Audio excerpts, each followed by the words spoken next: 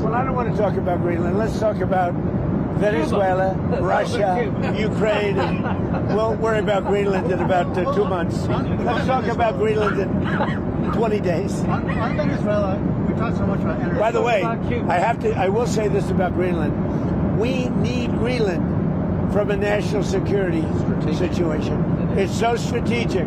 Right now, Greenland is covered with Russian and Chinese ships all over the place. We need Greenland from the standpoint of national security.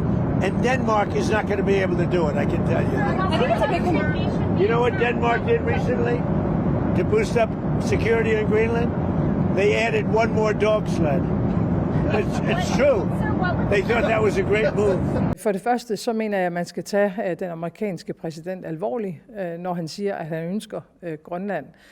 Men jeg vil også gøre klart, at hvis USA vælger at angribe et andet NATO-land militært, så hører alting op. Altså inklusiv vores NATO og dermed den sikkerhed, som er blevet tilvejebragt siden afslutningen på 2. verdenskrig.